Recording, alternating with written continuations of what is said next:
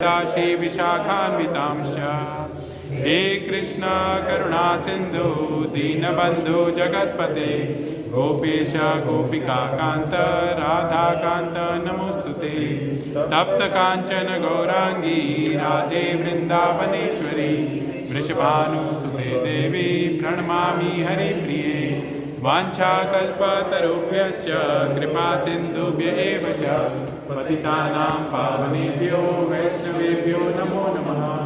जय श्री कृष्ण चैतन्य प्रभु नित्यानंद श्री अद्वैत गदाधर श्रीवासादि गौर भक्तवृंद। हरे कृष्णा कृष्ण कृष्ण हरे हरे हरे राम राम राम हरे हरे। ओके, तो जो हमने सबसे पहले किया, हरे कृष्ण जो हमने सबसे पहले किया वो मंगलाचरण है श्रीमद् भागवतम का। ठीक है, तो जब हम श्रीमद् भागवतम पढ़ते हैं, हम भगवत गीता करते हैं तो हम ओम ज्ञानतिमिरान्धस्य मंगलाचरण करते हैं। जब हम श्रीमद् भागवतम करते हैं तो ओम नमो भगवते वासुदेवाय से जो हमने पहले किया, तो अब हम वो भी एडिशनली करेंगे। हाँ, वो इसमें नहीं है, कोई बात नहीं, लेकिन वो एक्चुअली फर्स्ट कैंटो का ही कुछ श्लोकास है, वो आप आगे देख सकते हैं। ठीक है, तो आज हम, पिछली बार हमने इंट्रोडक्शन किया था श्रीमद् भागवतम का, आज हम प्रथम स्कंद प्रथम अध्याय श्रीमद् भागवतम शुरुआत करने जा रहे हैं। ठीक है, और इस अध्याय का जो शीर्षक है वो क्या है? मुनियों की जिज्ञासा। इंग्लिश में क्वेश्चंस बाय द सेजेस, मुनियों की जिज्ञासा। और हमने क्या बोला था, ये कथा कहाँ पे आरंभ हो रही है? नैमिषारण्य में। और ये कितनी कॉन्वर्सेशन चलती है इसमें? मुख्य 3 कॉन्वर्सेशन चलती हैं। किसके किसके बीच में? सबसे पहले नारद मुनि और व्यासदेव के बीच में, फिर सुखदेव गोस्वामी और परीक्षित महाराज के बीच में, और फिर सूत गोस्वामी और शौनक ऋषि के बीच में। ये 3 कॉन्वर्सेशन चल रही है। जो पहली कॉन्वर्सेशन है नारद मुनि और व्यासदेव के बीच में, वो होती है बद्रीनाथ में। जो दूसरी कॉन्वर्सेशन है किसके बीच में? सुखदेव गोस्वामी और परीक्षित महाराज के बीच में, वो है गंगा किनारे शुक्रताल में, शुकताल में। और जो तीसरी है वो है नैमिषारण्य में, सूत गोस्वामी और शौनक ऋषि के बीच में। ठीक है, तो प्रथम श्लोक से हम शुरुआत करते हैं। ओम नमो भगवते वासुदेवाय। ओम नमो भगवते वासुदेवाय। जन्मादि अस्य यतो अन्वयात् इतरतश्च अर्थेषु अभिज्ञ स्वराट् तेने ब्रह्मा हृदय आदि कवये मुह्यन्ति यत्सूरयः तेजोवारी मृदं यथा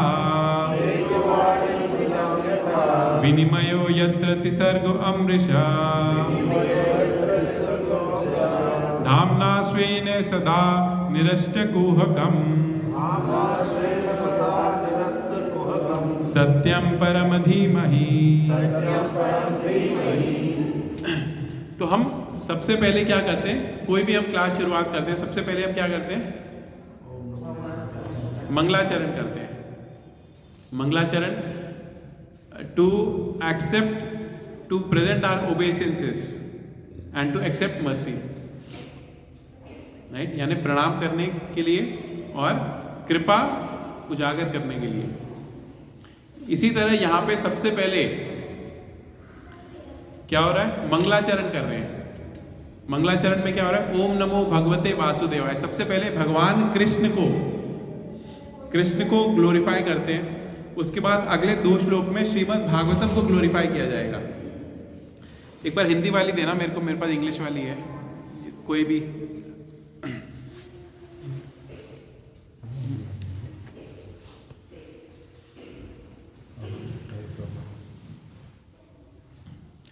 सबसे पहले क्या है? जन्मादि अस्य यतः, हे प्रभु, हे वासुदेव पुत्र श्री कृष्ण, हे सर्वव्यापी भगवान, मैं आपको सादर नमस्कार करता हूं। ओम नमो भगवते वासुदेवाय। वासुदेव यानी जो वसुदेव के पुत्र हैं भगवान कृष्ण, उनको सबसे पहले नमस्कार कर रहे हैं। ओम नमो भगवते वासुदेवाय। फिर जन्मादि अस्य यतो अन्वयात्, मैं भगवान श्री कृष्ण का ध्यान करता हूं क्योंकि वे परम सत्य हैं और व्यक्त ब्राह्मणों की उत्पत्ति, ब्रह्मांडों की उत्पत्ति, पालन तथा संहार के समस्त कारणों के आदि कारण हैं। जन्मादि अस्य, जन्म आदि, जन्म आदि का मतलब क्या है? जन्म यानी सृजन, पालन और संहार। जन्म आदि में तीनों चीजें आ गई और उसके पालनकर्ता कौन है? भगवान कृष्ण है, तो उनका ध्यान कर रहे हैं। मैं भगवान श्री कृष्ण का ध्यान करता हूं क्योंकि वे परम सत्य हैं और व्यक्त ब्रह्मांडों की उत्पत्ति, पालन तथा संहार के समस्त कारणों के आदि कारण हैं। यानी समस्त ब्रह्मांडों के जो आदि कारण है, सर्व कारण कारणम, वो कौन है? भगवान कृष्ण। वे प्रत्यक्ष तथा अप्रत्यक्ष रूप से सारे जगत में अवगत रहते हैं और वे परम स्वतंत्र हैं, अभिज्ञ, स्वराट, यानी पूरी तरह स्वतंत्र है भगवान, क्योंकि उनसे परे कोई अन्य कारण नहीं है ही नहीं। उन्होंने ही सर्वप्रथम आदि जीव ब्रह्मा जी के हृदय में वैदिक ज्ञान प्रदान किया। तो ये वैदिक ज्ञान सबसे प्रथम किसने प्रदान किया? भगवान कृष्ण ने ब्रह्मा जी के हृदय में। किसने किया? व्यासदेव ने किया सबसे पहले प्रकट 5000 साल पहले? नहीं, किसने किया? सबसे पहले भगवान कृष्ण ने सृष्टि की उत्पत्ति के वक्त ब्रह्मा जी के हृदय में ये ज्ञान, वैदिक ज्ञान दिया। उन्होंने ही उन्हीं के कारण बड़े बड़े मुनि तथा देवता उसी तरह मोह में पड़ जाते हैं जिस प्रकार अग्नि में जल या जल में स्थल देखकर कोई माया के द्वारा मोहग्रस्त हो जाता है।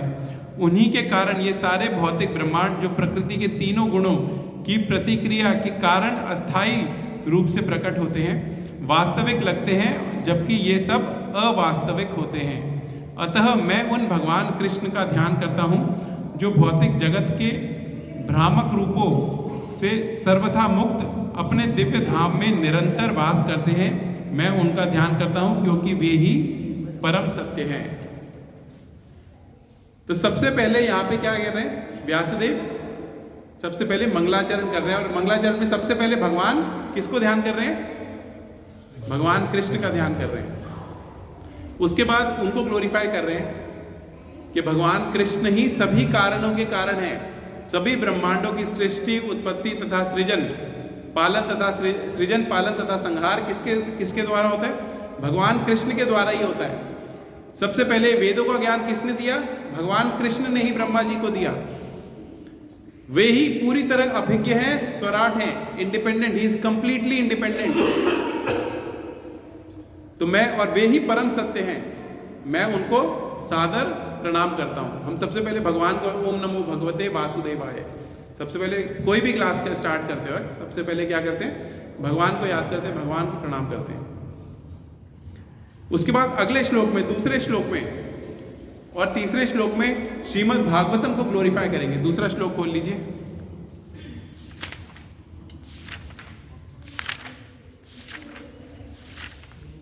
और बहुत मतलब 6-7 पेज का तात्पर्य है, उसके बाद मिलेगा आपको।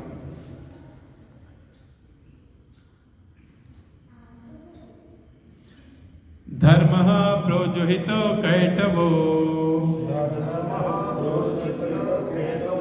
अत्र परमो निर्मत्सराणां सताम्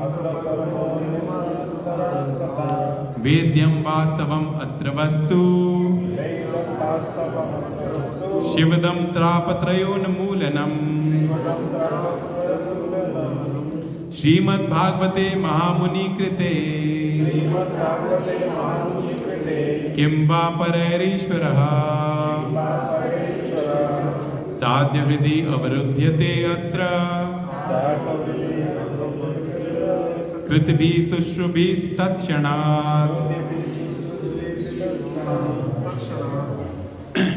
तो ये भागवत पुराण सबसे पहले क्या कर रही है? धर्म प्रोजहित कैटवो, कैटव धर्म, इसको क्या कर रहे हैं? सबसे पहले रिजेक्ट कर रहे हैं। कैटव धर्म का मतलब है वह सारे धर्म जो किसी ना किसी भौतिक आकांक्षा के कारण रखे जाते हैं या किए जाते हैं, जिनका पालन किया जाता है। धर्म प्रोजहितो कैटवो, completely rejecting all materially motivated dharmas. Hindi में क्या लिखा है? लिखते हैं, यह भागवत पुराण भौतिक कारणों से प्रेरित होने वाले समस्त धार्मिक कृत्यों का पूर्ण रूप से बहिष्कृत करते हुए, धर्म प्रोजहितो कैटवो, जो भी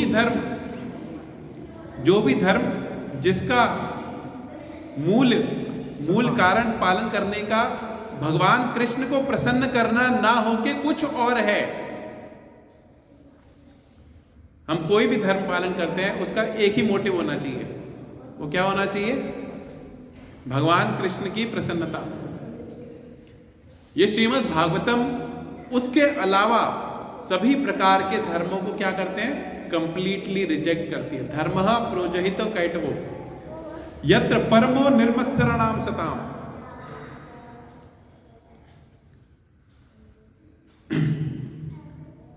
बहिष्कृत करते हुए सर्वोच्च सत्य का प्रतिपादन करता है, जो पूर्ण रूप से शुद्ध हृदय वाले भक्तों के लिए बोधगम्य है।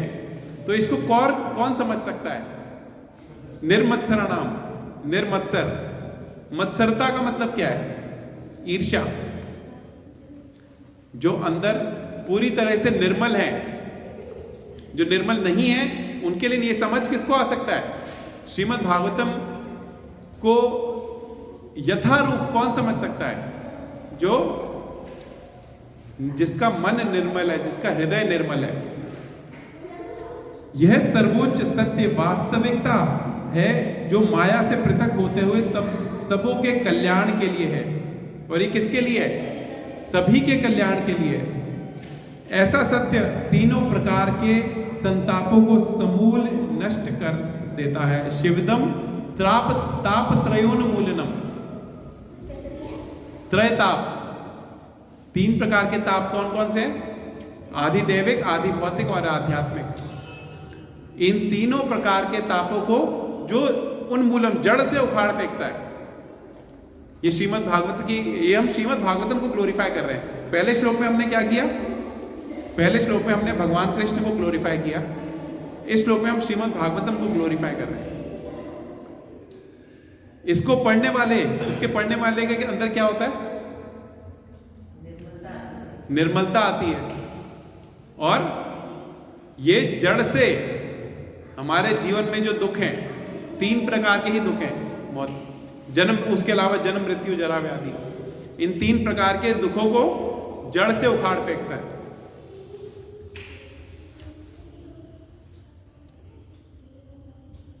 यह सर्वोच्च सत्य, ऐसा सत्य तीनों प्रकार के संतापों को समूल नष्ट कर देता है।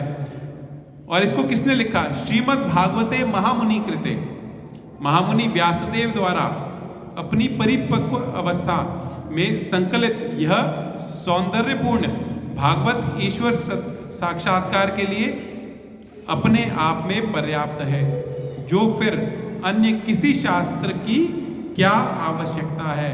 किंबा परः ईश्वरः, इसके अलावा किसी और शास्त्र की क्या आवश्यकता है? अगर यह आपको सब कुछ दे देता है,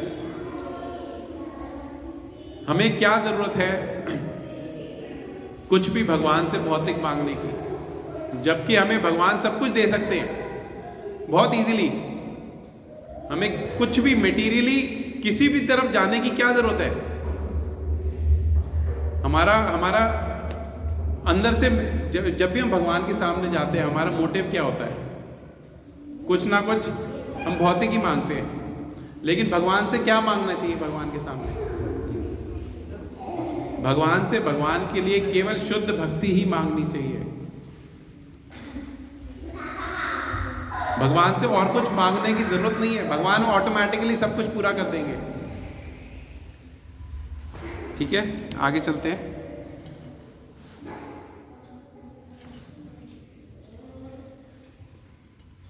तो फिर अन्य किसी शास्त्र की क्या आवश्यकता है?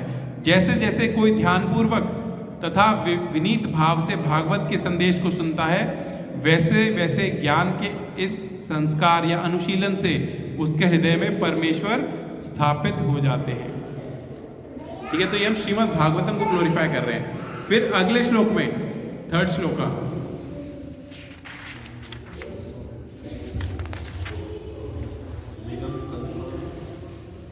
मेरे साथ साथ बोलिए, निगम कल्पतरोर गलितम फलम,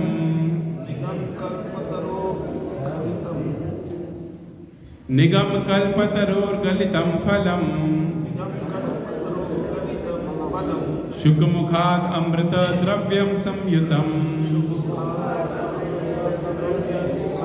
पिबत भागवतम रसम आलयम, मुहुर अहो रसिका भुवि भावुकः। निगम कल्पतरोर गलितम फलम, ये श्रीमद् भागवत क्या है? ये श्रीमद् भागवत है वेदों का पका हुआ फल, गला हुआ फल। निगम कल्पतरोर गलितम फलम, वेदों का जो पका हुआ फल है वो है ये श्रीमद् भागवतम। वेदों का एसेंस, वैदिक एसेंस इज श्रीमद् भागवतम। निगम कल्पतरोर गलितम फलम, और इसको किसने बोला? शुक मुखाद अमृत द्रव्यम संयुतम, शुकदेव गोस्वामी ने। जब एक तोता होता है, तोता किसी फल को अगर चोंच मार दे तो वो और भी मीठा हो जाता है, और शुक का मतलब एक तोता भी होता है। शुक का एक और मतलब क्या होता है? तोता। ये किसके मुख से निकली है श्रीमद् भागवतम? शुकदेव गोस्वामी के मुख से। तो शुकदेव गोस्वामी के मुख से श्रीमद् भागवतम निकलने से ये और भी मीठी हो गई है। शुक मुखाद अमृत द्रव्यम संयुतम पिबत भागवतम रसम आलयम, यह श्री शुकदेव गोस्वामी के मुख से निसृत हुआ है, अतएव यह और भी अधिक रुचिकर हो गया है। यद्यपि इसका अमृत रस मुक्त जीवों समेत समस्त जनों के लिए पहले से आस्वाद्य था, अब ये और मीठा हो गया है, जो कि समस्त रसिक भक्तों के लिए पहले से ही आस्वाद्य था। अब ये शुकदेव गोस्वामी के मुख से निकलने के कारण और भी स्वीट हो गया है। ठीक है, आगे चलते हैं।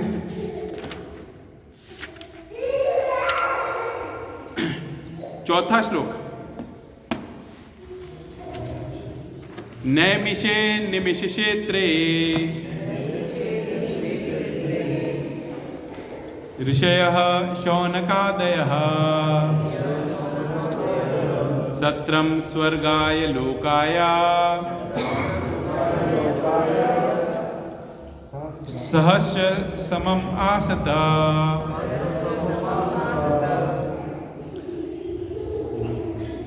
Once in a holy place in the forest of Naimisharanya, एक बार नैमिषारण्य के वन में एक पवित्र स्थल पर शौनक आदि महान ऋषिगण भगवान तथा उनके भक्तों को प्रसन्न करने के लिए 1000 वर्षों तक चलने वाले यज्ञ को संपन्न करने के उद्देश्य से एकत्र हुए। तो इसमें हम इस श्लोक में क्या हो रहा है, अगले 4 से 8 श्लोक में श्रीमद् भागवतम का हम नरेशन बिगिन कर रहे हैं कि कैसे कैसे कहाँ पे ये हो रहा है। तो ये कहाँ पे हो रहा है? नैमिषारण्य में। और वहाँ पे नैमिषारण्य में क्या है, बहुत सारे साधुजन जिनके हेड थे शौनक ऋषि, वो इकट्ठे हुए। ठीक है, अगले श्लोक में, एक दिन यज्ञ अग्नि जलाकर अपने प्रातःकालीन कृत्यों से निवृत्त होकर तथा शील सूत गोस्वामी को आदर पूर्वक आसन अर्पण करके ऋषियों ने सम्मान पूर्वक निम्नलिखित विषयों पर प्रश्न पूछे। तो इस अध्याय का जो शीर्षक था, टॉपिक था, वो क्या था? मुनियों की जिज्ञासा। श्रीमद् भागवतम इन 6 प्रश्नों पर ही बेस्ड है। जो सबसे पहले मुनियों ने, शौनक जिनके हेड थे शौनक ऋषि, उन्होंने सूत गोस्वामी से 6 प्रश्न किए, और कंप्लीट भागवतम इसी पे बेस्ड है, इसी का एक्सपेंशन है, इसी का एक्सप्लेनेशन है। ठीक है, आज हम वो 6 प्रश्न करने जा रहे हैं।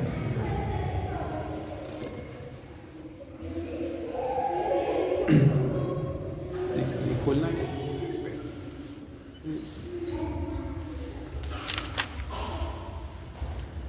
The sages said, respected Sut Goswami, you are completely free from all vice. तो साधु क्या कहते हैं, ऋषि क्या कहते हैं कि हे सूत गोस्वामी, क्योंकि आप किसी सभी प्रकार के पापों से पूरी तरह मुक्त हैं। You are well versed in all the scriptures famous for religious life. आप जितने भी ग्रंथ हैं इसमें इसके यू आर वेल वर्स्ड, इसको आप अच्छी तरह समझते हैं। And in Puranas and the histories as well. आप धार्मिक जीवन के लिए विख्यात समस्त शास्त्रों एवं पुराणों के साथ साथ इतिहासों में निपुण हैं, क्योंकि आपने समुचित निर्देशन से उन्हें पढ़ा है और उनकी व्याख्या भी की है। आगे चलते हैं, अगले श्लोक नंबर 7। हे सूत गोस्वामी, आप ज्येष्ठ विद्वान एवं वेदांती होने के कारण ईश्वर के अवतार व्यासदेव के ज्ञान से अवगत हैं, और आप उन अन्य मुनियों को भी जानते हैं जो सभी प्रकार के भौतिक तथा आध्यात्मिक ज्ञान से निष्णात हैं।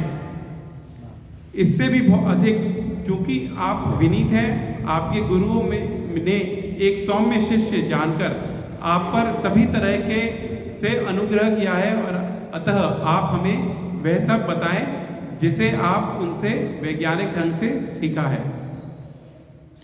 तो हम जब कोई भी क्लास आरंभ करते हैं, सबसे पहले क्या करते हैं? जब हम कोई नए स्पीकर को बुलाते हैं, सबसे पहले क्या करते हैं? उस स्पीकर को ग्लोरीफाई करते हैं, उस स्पीकर के बारे में बताते हैं। जो भी, चाहे महाराज है हमारे यहाँ पर, या फिर ऋषि कुमार प्रभु है, या कोई और सीनियर डिवोटी कोई भी क्लास लेने आता है, तो क्या करते हैं? सबसे पहले उनको ग्लोरीफाई करते हैं, उनके बारे में बताते हैं। तो वही यहाँ पे ये शौनक आदि ऋषिगण सूत गोस्वामी के लिए कर रहे हैं, उनको ग्लोरीफाई कर रहे हैं कि आपने ये व्यासदेव से सुना है और आप पूरी तरह ये सुनाने में, इसको अमल करने में सक्षम है, इसलिए आप कृपया करके ये हमें भी बताइए। ठीक है, अब हमें श्रीमद् भागवतम का जो पाठ है किससे करना चाहिए? श्रीमद् भागवतम का अध्ययन हमें किससे करना चाहिए? किससे करना चाहिए? एक भक्त से करना चाहिए, किसी वैष्णव के मुख से ही श्रीमद् भागवतम का श्रवण करना चाहिए। श्रीमद् भागवत करने वाले बहुत सारे बिजनेसमैन भी हैं जो इसी चीज का बिजनेस कर रहे हैं। वो भक्त नहीं है, वो केवल बिजनेस कर रहे हैं। वो आपसे पैसे चार्ज करते हैं, एक सप्ताह की भागवत करो, हमारा 1 लाख रुपये 2 लाख रुपीस चार्जेस हैं, आप ये करवाइए, और उनका बिजनेस खत्म। लेकिन हमें किससे सुनना चाहिए? श्रीमद् भागवतम का श्रवण किससे करना चाहिए? एक वैष्णव भक्त के मुख से ही करना चाहिए। और वैष्णव कैसा होना चाहिए? कैसा होना चाहिए वैष्णव? सकाम इच्छाओं से मुक्त, सकाम इच्छाओं से मुक्त, जो भगवान कृष्ण के तत्व को अच्छे से जानता हो। भगवान कृष्ण तत्व को जो अच्छे से जानता हो। किब विप्र किब न्यासी शूद्र के बिनाए, यही कृष्ण तत्ववेता से ही गुरु होय। गुरु कौन सा बन सकता है? किब विप्र, चाहे वो ब्राह्मण हो, किब न्यासी, चाहे वो सन्यासी हो, चाहे वो शूद्र ही क्यों ना हो, लेकिन अगर वो कृष्ण तत्व को अच्छे से जानता है तो उसको आप गुरु बना सकते हैं। उससे फर्क नहीं पड़ता वो गृहस्थ है, वो सन्यासी है, वो कोई भी है, वो कृष्ण तत्व को अच्छे से समझता है। चाहे वो ब्राह्मण है या नहीं है, कोई फर्क नहीं पड़ता। सन्यासी है, कोई फर्क नहीं पड़ता है या नहीं है। क्षत्रिय है, कोई फर्क नहीं पड़ता। वो कृष्ण तत्व को अच्छे से जानता है। क्या परीक्षित महाराज सन्यासी थे? नहीं, वो तो गृहस्थ थे। अर्जुन सन्यासी थे, अर्जुन भी गृहस्थ थे। युधिष्ठिर महाराज वो भी गृहस्थ थे। तो भगवान का भक्त होने के लिए किसी एक सेक्ट का होना, सेक्ट में होना जरूरी नहीं है। क्या जरूरी है? कि वो कृष्ण तत्व को अच्छे से समझता हो, निष्काम भक्ति तीनों। निष्काम भक्त हो। तो एक कथा सुनाता हूं मैं आपको। सनातन गोस्वामी, एक भक्त के पास देने के लिए क्या होना चाहिए?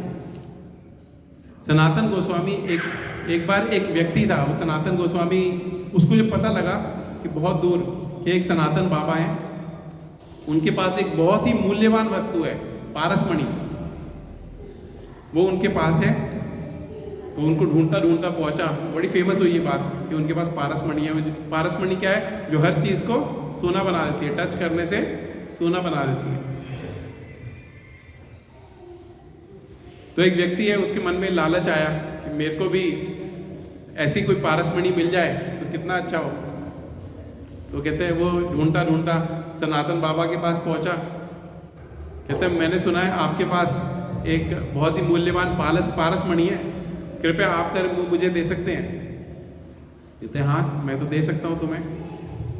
वो उस कोने में एक कुछ डस्टबिन है, उसके पास पड़ी हुई है, वहीं पे वहाँ जाके कूड़े के अंदर, कूड़े के ढेर में वहाँ पड़ी हुई है, आप जाके उसमें से उठा के ले लो, मिलती है। तो वो जाता है, काफ़ी खोजता है, काफ़ी सामान इधर उधर करता है और उसको अल्टीमेटली वो पारसमणि मिल जाती है। वो उसको टेस्ट भी करता है कि इस हर चीज़ को सोने में कन्वर्ट भी कर रही होती है, हर चीज़ को सोने में बदल रही होती है। बड़ा खुश हो जाता है, कहता है मैं ले लूँ? कहता है हाँ ले जाइए आप, मेरे को कोई दिक्कत नहीं है। वो लेके चला जाता है। फिर रास्ते में सोचता है कि ये तो इन्होंने कूड़ेदान में रखी हुई थी, इतनी इंपॉर्टेंट, इतनी वैल्यूएबल चीज़।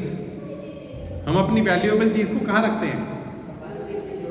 तिजोरी में संभाल के रखते हैं। और उन्होंने इतनी मूल्यवान चीज़ को कूड़े के ढेर के पास में रखा हुआ है। तो इसका मतलब इससे भी ज्यादा मूल्यवान उनके पास कुछ है, इससे भी ज्यादा मूल्यवान उनके पास कुछ है। तो उनके पास वापस जाता है, कहते हैं क्या आपके पास इससे भी कोई मूल्यवान वस्तु है जो आप मुझे दे सकते हैं? आपने तो इसे कूड़े के ढेर के पास रखा हुआ था। तो हंसते हैं थोड़ा सा, कहते हैं कि हाँ मेरे पास इससे भी ज्यादा एक मूल्यवान वस्तु है। इसको हम कहते हैं नाम चिंतामणि। वो क्या था? पारसमणि। यह नाम चिंतामणि, हरिनाम चिंतामणि।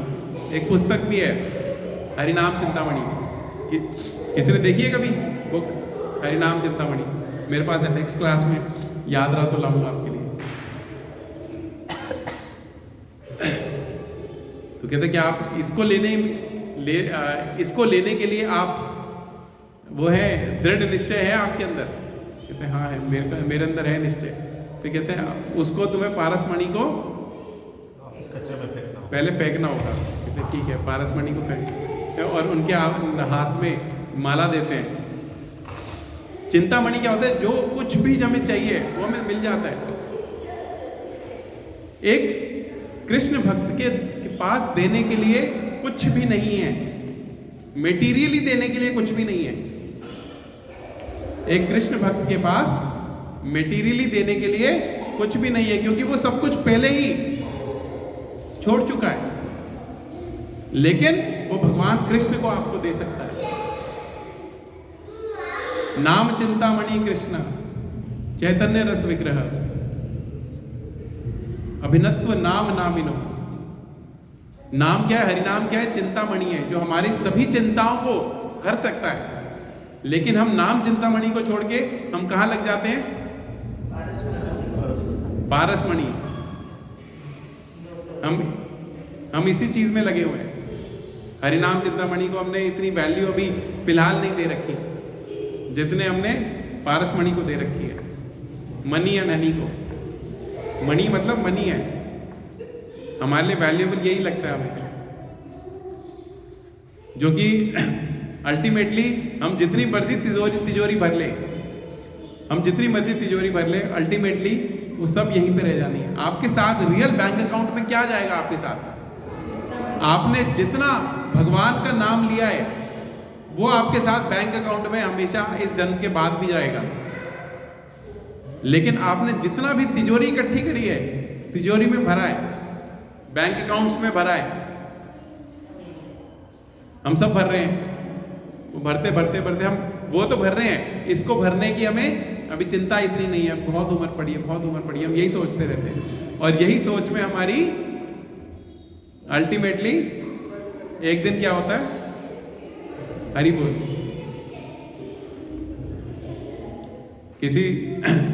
किसी का 1 साल में होगा, किसी का 10 साल में होगा, किसी का 100 साल में होगा, लेकिन एक दिन हरि बोल सबका होना है। इससे पहले हरि बोल कर लो, ठीक है? आगे नहीं, उसके लिए कहते हैं अभी बहुत समय है, उसके लिए बहुत समय है, लेकिन फिलहाल समय नहीं है, समय बहुत पड़ा है हमारे पास, ठीक है? आगे चलते हैं। तो सबसे पहला प्रश्न,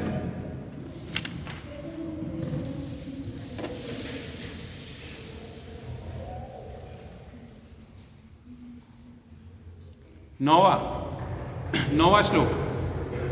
अतएव दीर्घायु की कृपा प्राप्त और आप सरलता से समझ में आने वाली विधि से हमें समझाइए कि आपने जन साधारण के समग्र एवं परम कल्याण के लिए क्या निश्चय किया है।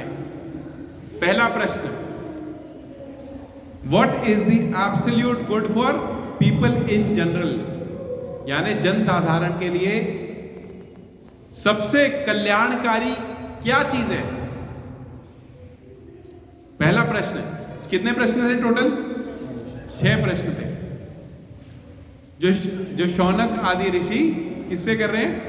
सूत गोस्वामी से। उसमें प्रथम प्रश्न, पहला प्रश्न क्या है? पहला प्रश्न है what is the absolute good for people in general, जन साधारण के लिए सबसे परम कल्याणकारी क्या चीज है, वो हम कृपया करके हमें बताइए। कौन बताएगा? जन साधारण के लिए परम कल्याणकारी क्या है? हरि नाम। और कुछ? और कुछ? इसका क्या और क्या आंसर हो सकता है? हरि नाम है,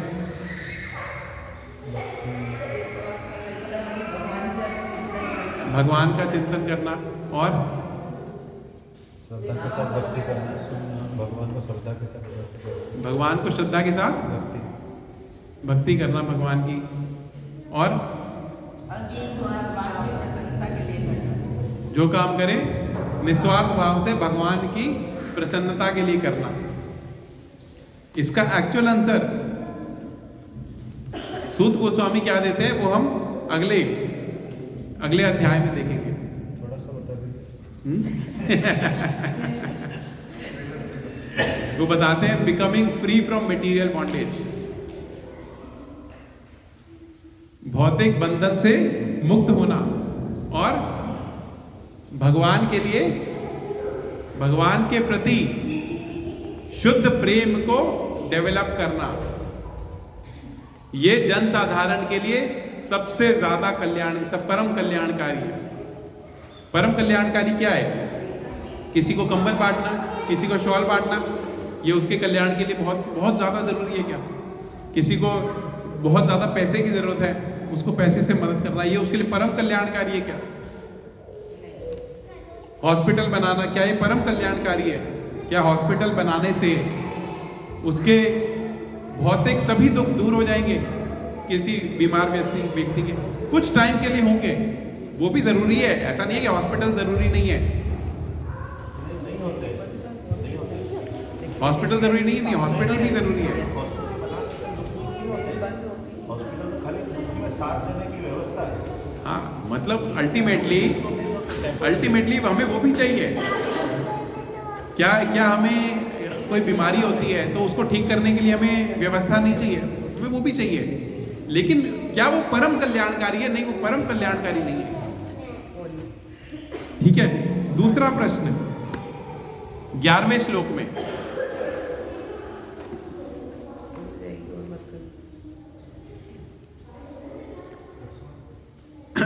अभी 10वें पे आते हैं। शास्त्रों के अनेक विभाग हैं और उन सब में सबके नियमित कर्मों का उल्लेख है, जिनके विभिन्न प्रभागों को वर्षों तक अध्ययन करके ही सीखा जा सकता है। अतः हे साधु, कृपया आप इन समस्त शास्त्रों का सार चुनकर समस्त जीवों के कल्याण हेतु समझाए, जिससे उस उपदेश से उनके हृदय पूरी तरह तुष्ट हो जाएं। What is the essence of all scriptures? सभी शास्त्रों का सार क्या है? कौन बताएगा सभी शास्त्रों का सार क्या है? नहीं, सार तो श्रीमद् भागवतम है, लेकिन शास्त्रों को वर्ड्स में क्या है? शास्त्रों का सार, वेदों का सार श्रीमद् भागवतम है, लेकिन उसका जो एसेंस है वो है क्या?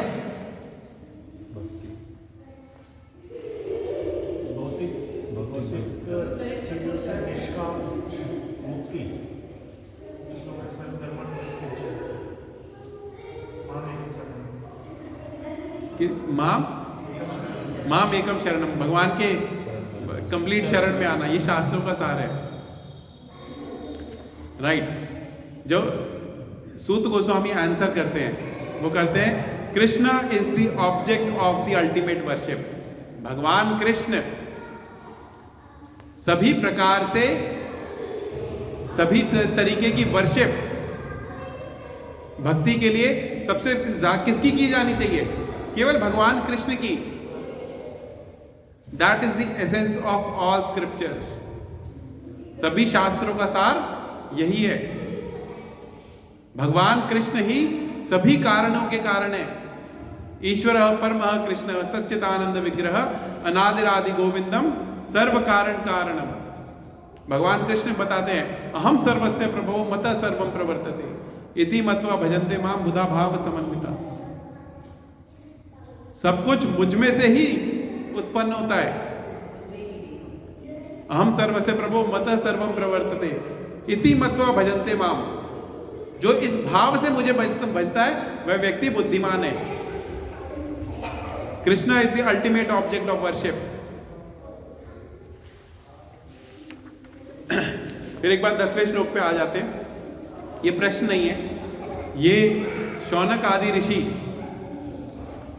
अपनी तरफ से कमेंट्री कर रहे हैं कि अब ये कलयुग आने वाला है, बड़ा मुश्किल टाइम है, तो कलयुग के लोगों के बारे में बताते हैं। क्या बताते हैं? प्रायेण अल्प आयुषा सभ्या कलौ अस्मिन् युगे जना मंदा सुमंद मतयो मंद भाग्य ही उपाद्रुतः। प्रायेण अल्प आयुषा सभ्या, कलयुग के लोगों के बारे में बता रहे हैं। कलयुग के लोगों की आयु कैसी होगी? अल्प आयु, बहुत छोटी आयु होगी। वो देख रहे हैं इनके पास समय नहीं होगा, आयु इतनी छोटी सी है। तेजवीर प्रभु की सेवक को सेवा मिली है, अब इसलिए टाइम लगाते हैं। तो हाँ, वो भेजेंगे।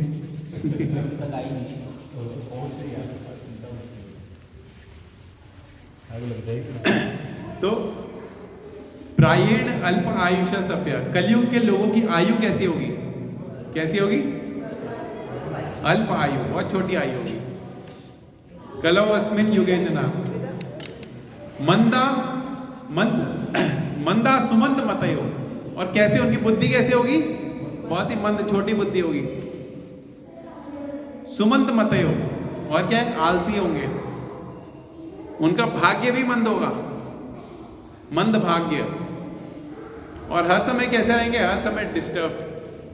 मंद भाग्य ही उपाद्रुतः, और हर समय डिस्टर्ब। हमारे मन में कोई ना कोई डिस्टर्बेंस हर समय चलती रहती है। कभी कोई ऐसा व्यक्ति है who is completely free from any disturbance in mind? क्या पूरी तरह है जिसका माइंड बिल्कुल डिस्टर्ब नहीं रहता, हमेशा एकदम सुख में, शांति में, आनंद में, ऐसा कोई है जो हर समय भगवान के भक्त मिलेंगे ऐसे? बाकी हर कोई डिस्टर्ब रहेगा, भगवान के भक्त भी नहीं, मतलब शुद्ध भक्त। शुद्ध भक्तों को वो हर समय आनंद में है, उनको कोई चीज डिस्टर्ब नहीं करती। ये कलयुग के लोगों की क्वालिटीज बता रहे हैं। तो शौनक आदि ऋषि कह रहे हैं कि कलयुग आने वाला है, कलयुग के लोगों के लिए परम कल्याणकारी क्या होना चाहिए, ये कलयुग के लोग कैसे होने वाले हैं। उनकी आयु इतनी छोटी होगी। सतयुग में 1,00,000 वर्ष होती थी, त्रेता युग में 10,000, द्वापर में 1,000 और कलयुग में 100 वर्ष, जो कि बहुत कम लोग ही जी पाते हैं आजकल। पहले के लोग तो फिर भी जीते थे कि 100 के आसपास, लेकिन आजकल आप देखोगे 100 जीने वाला तो समझ लो वो कहते सोने की सीढ़ी चढ़ गया।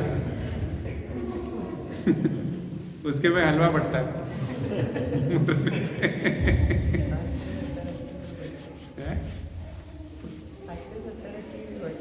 वो कह रही है आजकल 70-80 में ही बांट देते हैं।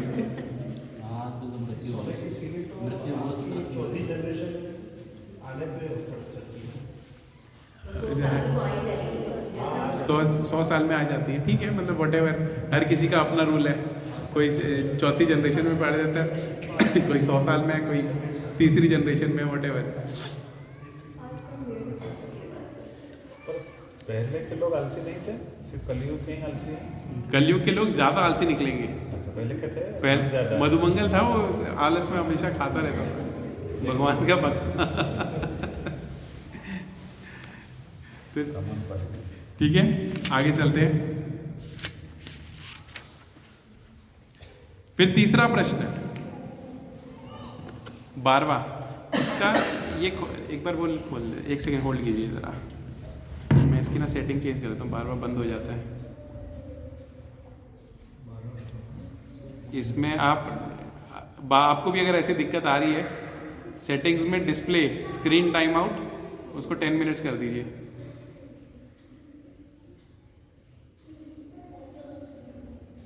फिर बंद नहीं होगा।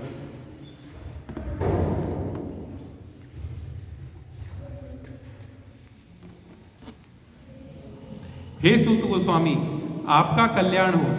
आप जानते हैं कि पूर्ण पुरुषोत्तम भगवान देवकी के गर्भ से वासुदेव के रूप में, वासुदेव के पुत्र के रूप में किस प्रयोजन से प्रकट हुए। तो तीसरा प्रश्न क्या है? क्या है तीसरा प्रश्न? कि भगवान कृष्ण ने इस भौतिक जगत में अवतार क्यों लिया? भगवान को क्या जरूरत थी? कौन बताएगा भगवान ने अवतार क्यों लिया?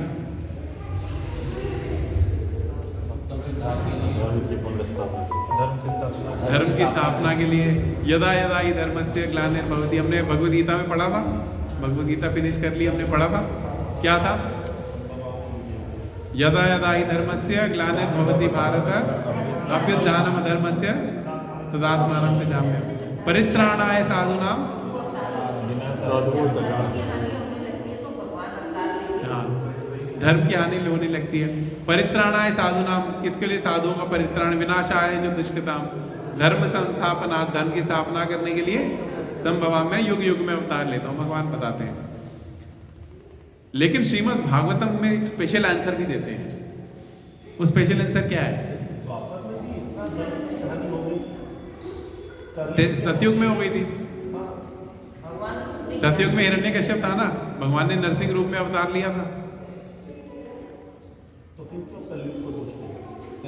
कलयुग में ज्यादा है ना, कलयुग में तो हम सभी हैं।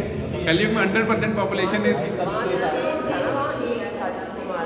परसेंटेज ऑफ पॉपुलेशन जो धार्मिक नहीं है, कलयुग में 100% है। 100% ना कहें, 99.9% है। सभी नहीं कह सकते, क्योंकि भगवान के शुद्ध भक्त भी है ना। शुद्ध भक्त नहीं होंगे तो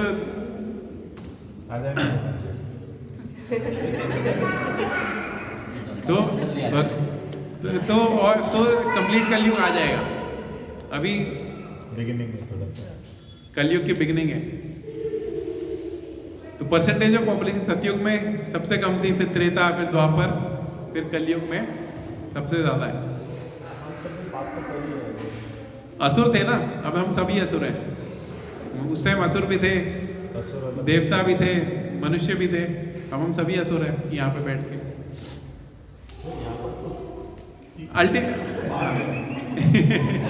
यहाँ पे तो नहीं, असुर ही बैठे हैं हमारे अंदर के असुर को हम निकालने के लिए बैठे हैं यहाँ पे। हम यहाँ पे हैं, बैठे हैं तो असुर ही हैं, अपने क्या अंदर के असुर को निकालने के लिए बैठे हैं।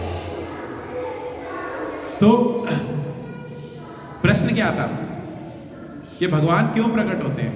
कौन बताएगा क्यों प्रकट होते हैं?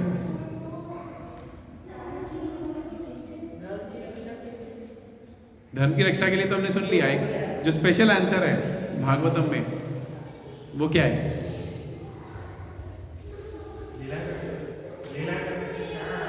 लीलाएं करने के लिए, ये भी है। धर्म का उपदेश देने के लिए भी भगवान प्रकट होते हैं। इसका जो वो तो हमने यथा ही धर्मस्य में देख लिया था। तो जो इसमें श्रीमद् भागवतम में दूसरे अध्याय में प्रश्न वो इसका आंसर मिलता है, वो क्या मिलता है? To reclaim the pure devotees of the lord. भगवान अपने शुद्ध भक्तों को वापस ले जाने के लिए आते हैं। किस लिए आते हैं? अपने भक्तों को वापस अपने धाम ले जाने के लिए आते हैं। To reclaim those in the mode of pure goodness. कि ये इन्होंने बहुत सह लिया। हम जब भगवान से प्रेम करते हैं, भगवान यहाँ पे लीलाएं करते हैं, भगवान लीला करने के लिए आते हैं। ये भी आंसर मिलता है इसी में। भगवान किस लिए आते हैं? लीलाएं करने के लिए। जब हम भगवान की लीलाएं सुनते हैं, बार बार सुनते हैं, किसी को भगवान की गोवर्धन लीला सबने सुनी होगी, आप बार बार सुनो, आपको उतना ही आनंद आएगा। दामोदर लीला सबने सुनी है। भगवान की जो लीला है वो अनंत है। हम जितनी मर्जी बार सुन ले, हमें उतना ही आनंद आता है और बढ़ता जाता है आनंद। भगवान लीलाएं कर रहे हैं, और जब हम वो लीलाएं सुनते हैं तो हमारा भगवान के प्रति प्रेम और बढ़ता है, अंदर से निकलता है, छुपा हुआ प्रेम निकलता है। जो प्रेम हमारा ढका हुआ है, वो ढका हुआ प्रेम हमारा जागृत होता है, और हम भगवान के धाम जाने के लिए धीरे धीरे एलिजिबल हो रहे हैं। आप मानो या ना मानो, हम धीरे धीरे भगवान के धाम जाने के लिए एलिजिबिलिटी, हम स्वीकृति इकट्ठी कर रहे हैं। प्रभुपाद को सुन के, प्रभुपाद को पढ़ के हम क्या कर रहे हैं? हम ये स्वीकृति इकट्ठी हो रही है हमारी। भगवान के धाम जाने का हमारा प्रोसेस चालू हो गया है। हम भक्ति भगवान के लिए हम थोड़ा सा 1% भी इस जीवन में अगर कर रहे हैं, प्रभुपाद बताते हैं एक जीवन में भगवान के धाम जाना पॉसिबल नहीं है, बहुत मुश्किल है। पॉसिबल तो शायद है, लेकिन बहुत बहुत मुश्किल है। लेकिन at least we have started our journey back to godhead. भगवान के धाम वापस जाने के लिए हमने अपनी जर्नी एटलीस्ट स्टार्ट कर दी। हमें हो सकता है कई करोड़ों जन्म लग जाए, अभी हमें नहीं पता, लेकिन जर्नी कंप्लीट कब होगी? यहां से हमें कन्याकुमारी पैदल जाना है, बहुत मुश्किल है, जाने का कोई सोच भी नहीं सकता। लेकिन आप इस गेट से बाहर आपने चलना शुरू कर दिया तो आपकी जर्नी स्टार्ट हो गई। कभी ना कभी पहुंच जाएंगे, ठीक है। और जिसने फ्लाइट पकड़ ली वो जल्दी पहुंच जाएगा। और फ्लाइट का ड्राइवर कौन है? फ्लाइट के ड्राइवर है गुरु। जिसने गुरु के आदेशों का एज इट इज पालन कर लिया, एज इट इज फॉलो कर लिया, वो उस फ्लाइट में पकड़ के जल्दी पहुंच जाएगा। हम भी धीरे धीरे धीरे धीरे चल पड़े हैं, कभी ना कभी पहुंच जाएंगे। हमें नहीं पता इस जीवन में, या एक जीवन बाद, या 2 जीवन बाद, या 1 करोड़ जीवन बाद, हमें नहीं पता। ठीक है, आगे चलते हैं।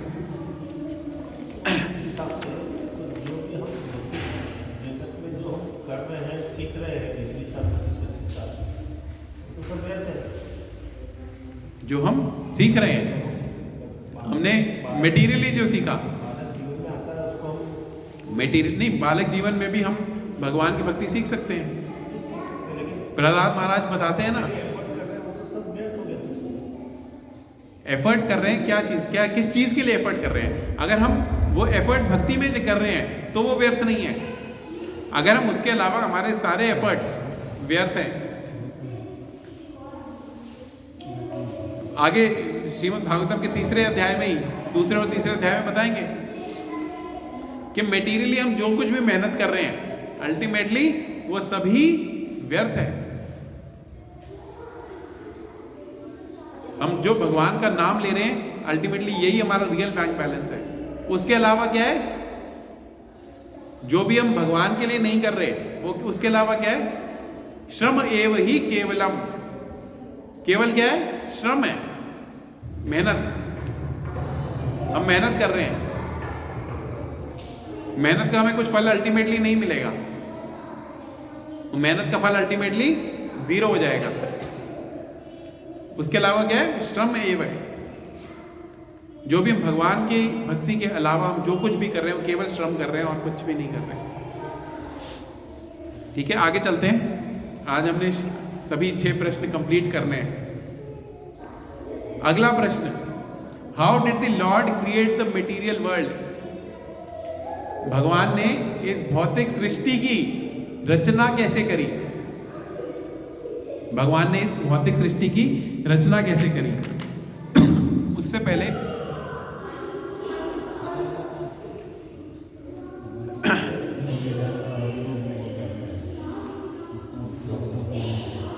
हे सूत गोस्वामी, हम भगवान तथा उनके अवतारों के विषय में जानने के लिए उत्सुक हैं।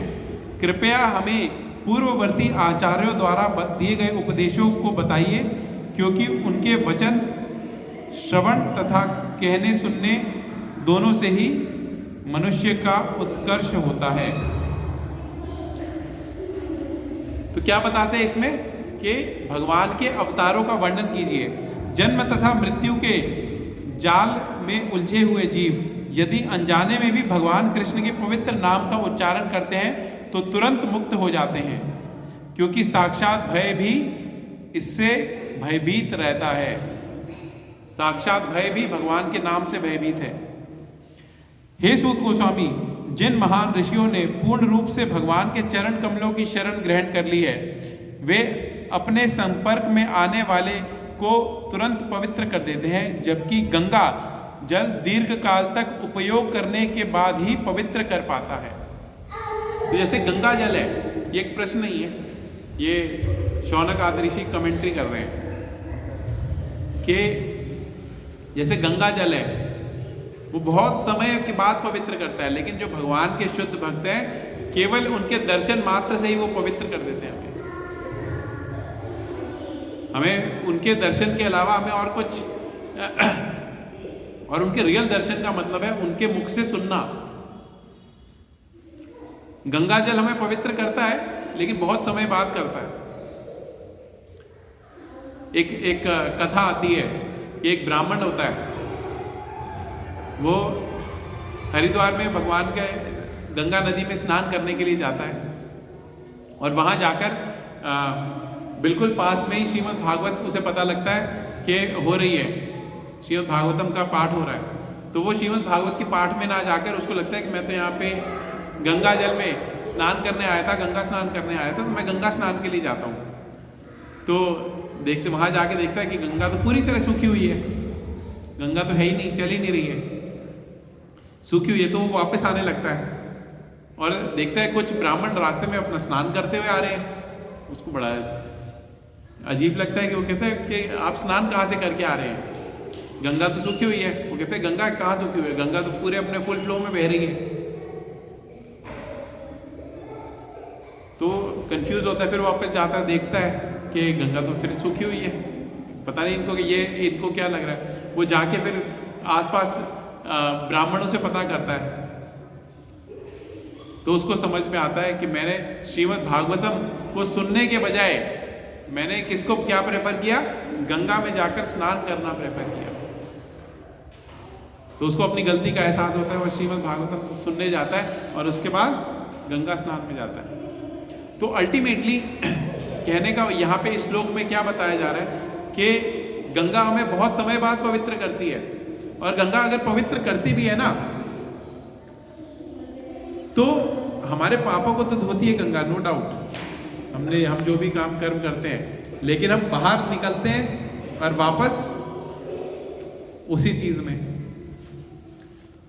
श्रीमद् भागवतम उसके बारे में क्या बताती है, ये कैसा है, यह कुंजर शौचवत, हाथी के स्नान के बराबर है। एक हाथी क्या करता है, हाथी मिट्टी में लोटपोट होता है, स्नान करने जाता है और बाहर आकर फिर से कीचड़ अपने ऊपर डाल लेता है।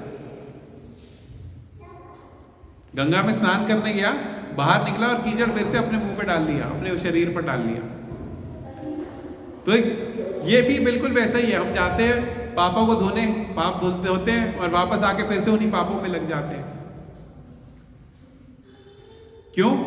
इसका कारण क्या है? क्योंकि पाप करने की जो वृत्ति है वो हमारे अंदर से नहीं जाती। पाप तो हम धो देते हैं, लेकिन जो पाप करने की इच्छा है वो हमारी वैसी की वैसी है। वो कैसे जाएगी? वो जाएगी भक्तों के संग से।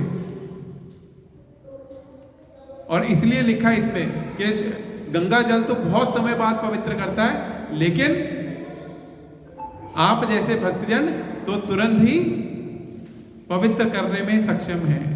ठीक है, आगे चलते हैं।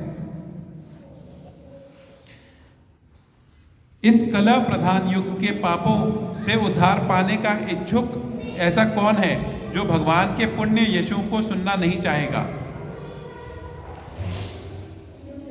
उनके दिव्य कर्म अत्यंत उदार तथा अनुग्रहपूर्ण है और नारद जैसे महान विद्वान मुनि उनका गायन करते हैं। अतः कृपया करके अपने विविध अवतारों में संपन्न साहसिक लीलाओं के विषय में बताएं, क्योंकि हम उनसे सुनने के लिए इच्छुक हैं। तो भगवान के विभिन्न अवतार हैं, भगवान महाविष्णु के रूप में अपना विस्तार करते हैं और इस पूरे भौतिक ब्रह्मांड की रचना करते हैं। वो कैसे करते हैं? वो ये कह रहे हैं हमें विस्तार में डिटेल में बताइए। फिर इससे अगले आगे प्रश्न करते हैं और ये हम देखेंगे आगे। सेकंड कैंटो जो है, दूसरा स्कंद, कंप्लीटली इस भौतिक सृष्टि की रचना के ऊपर ही कंप्लीटली उसमें दिया गया, बताया गया, बिल्कुल डिटेल में बताया गया कि भगवान इस भौतिक जगत की रचना कैसे करते हैं। और इस स्कंद में भी आपको मिलेगा, पहले स्कंद में, दूसरे तीसरे अध्याय में। फिर पांचवा प्रश्न, हे बुद्धिमान सूत जी, कृपा करके हमसे भगवान के विविध अवतारों की दिव्य लीलाओं का वर्णन करें। परम नियंता भगवान के ऐसे कल्याणप्रद साहसिक कार्य तथा उनकी लीलाएं उनकी अंतरंगा शक्तियों द्वारा संपन्न होते हैं। तो पांचवा प्रश्न क्या है? क्या है पांचवा प्रश्न? कि उनकी लीलाओं को मुझे हमें डिटेल में बताएं, अच्छे से बताएं। फिर इसके बाद हम उन भगवान की दिव्य लीलाओं को सुनते थकते नहीं हैं, जिनका यशोगान स्तोत्रों तथा स्तुतियों से किया जाता है। उनके साथ दिव्य संबंध के लिए जिन्होंने अभिरुचि विकसित कर ली है, वे प्रतिक्षण उनकी लीलाओं के श्रवण का आस्वादन करते हैं। भगवान श्री कृष्ण ने बलराम सहित मनुष्य की भांति क्रीड़ाएं की और इस प्रकार से प्रच्छन्न रहकर उन्होंने अनेक अलौकिक कृत्य किए। तो भगवान ने बड़ी जबरदस्त लीलाएं करी, अलौकिक लीलाएं करी। यह भली भांति जानकर कि कलयुग का प्रारंभ हो चुका है, इस पवित्र स्थल में भगवान का दिव्य संदेश सुनने के लिए तथा इस प्रकार यज्ञ संपन्न करने के लिए दीर्घ सत्र से एकत्र हुए हैं। हम मानते हैं कि दैवी इच्छा ने हमें आपसे मिलाया है। शौनक आदि ऋषि क्या कह रहे हैं कि हम भगवान की इच्छा, किसी दैवी इच्छा के कारण हम आपसे मिले हैं, जिससे मनुष्यों के सत्व का नाश करने वाले उस कली रूप दुर्लभ सागर को तरने की इच्छा रखने वाले हम सब आपको नौका के कप्तान के रूप में ग्रहण कर सके। यानी इस भव सागर को लांघने के लिए हर किसी को क्या चाहिए? क्या चाहिए? एक नौका चलाने वाला चाहिए। वो नौका चलाने वाला कौन है? शिप का कैप्टन। हमारे लिए शिप के कैप्टन कौन है? प्रभुपाद। प्रभुपाद की शिप में जो बैठ गया, प्रभुपाद की शिप में जो एक बार बैठ गया, उसका भवसागर क्रॉस करना तय है। ये इस चीज की प्रभुपाद ही गारंटी ले रहे हैं। आप प्रभुपाद लीलामृत पढ़ेंगे तो प्रभुपाद इस चीज की गारंटी लेते हैं। और फिर आज का आखिरी, इस अध्याय का आखिरी 23वां श्लोक, क्योंकि परम सत्य, जो कि छठा नहीं, कैप्टन तो प्रभुपाद ही है। हम आपको ये कर सकते हैं कि आपको शिप में चढ़ा सकते हैं, वाइस कैप्टन नहीं वाइस कैप्टन नहीं, हम आपको केवल शिप में चढ़ाने के लिए है। हम गेट कीपर है, गेट के बाहर आ जाओ, शिप में कंडक्टर नहीं होता, चलो बैठो बैठो बैठो बैठो। हम केवल आपको शिप में बिठा सकते हैं, शिप को चलाने वाले वही है। क्योंकि परम सत्य योगेश्वर श्री कृष्ण अपने निज धाम के लिए प्रयाण कर चुके हैं, अतएव कृपा करके हमें बताएं कि धर्म ने किसका आश्रय लिया। तो छठा प्रश्न क्या है? आखिरी प्रश्न क्या है? छठा प्रश्न, क्योंकि भगवान जब तक इस भौतिक जगत में इस जगह पर थे, तब तक धर्म यही था। भगवान के जाने के बाद धर्म ने किस चीज का आश्रय लिया? कौन बताएगा इसका आंसर? धर्म ने कहां आश्रय लिया? जो कि सूत गोस्वामी देते हैं, जहां नाम जप हो रहा हो। और कहां आश्रय लिया? और किसी का कोई आंसर? जो Suta Goswami, it's a good answer, जहां नाम जप हो रहा हो। तुलसी माता गौ सेवा, भागवत में इसका आंसर जो सूत गोस्वामी लेते हैं, वो बताते हैं कि श्रीमद् भागवतम सूर्य के समान है, जो कब उदय हुआ? भगवान के धाम वापस जाते समय, जाने के वक्त भगवान ने, धर्म ने कहा शरण ली? भगवान धर्म ने श्रीमद् भागवतम में शरण ली।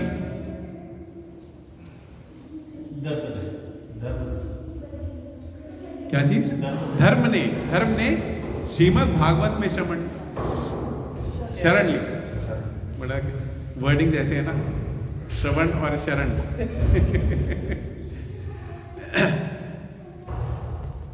सूर्य का एक ही काम है। सूर्य क्या करता है? प्रकाश। और क्या करता है सूर्य? अंधेरा दूर करता है, अंधकार को दूर करता है। और क्या करता है? और क्या करता है? सृष्टि को चलायमान करता है, सबका जीवन चलायमान।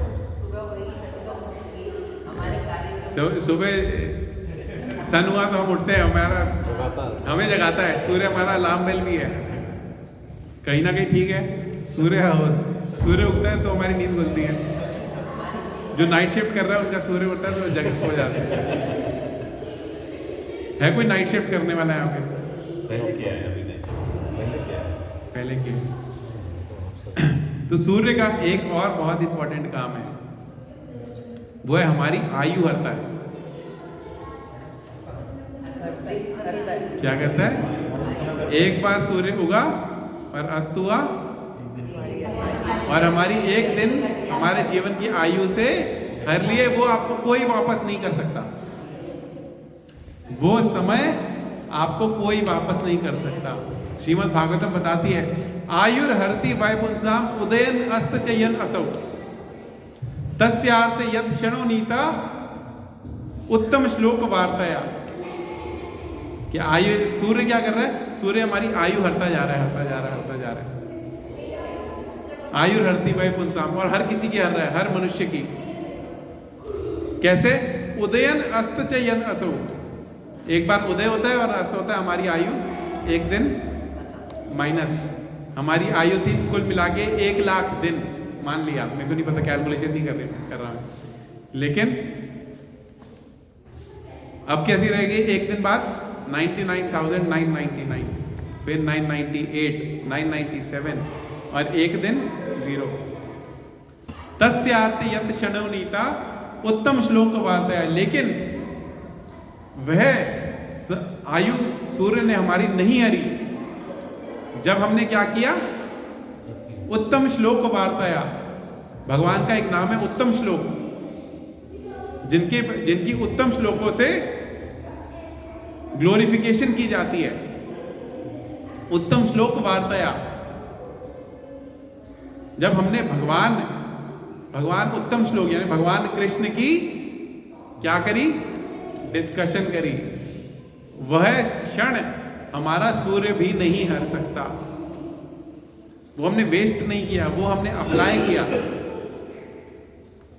उसके अलावा हम जो कुछ भी कर रहे हैं वह क्या है? श्रम एव ही केवलम, केवल श्रम कर रहे हैं। ठीक है, तो आज की कथा को हम यहीं पे विराम देते हैं। इन प्रश्नों के मैंने आपको शॉर्ट में तो आंसर्स दे दिए, इन 6 प्रश्नों के। हमें वैसे सोचना चाहिए कि इन 6 प्रश्नों के उत्तर हमें अगले 2-3 दूसरे और तीसरे अध्याय में मिल जाएंगे, तो हमारी भागवत खत्म हो जानी चाहिए। लेकिन भागवत हमारी चलती रहेगी, पता नहीं कब तक। तो ठीक है, आज की कथा को हम यहीं पे विराम देते हैं। किसी का कोई प्रश्न है आज की कथा से, या फिर वैसे भी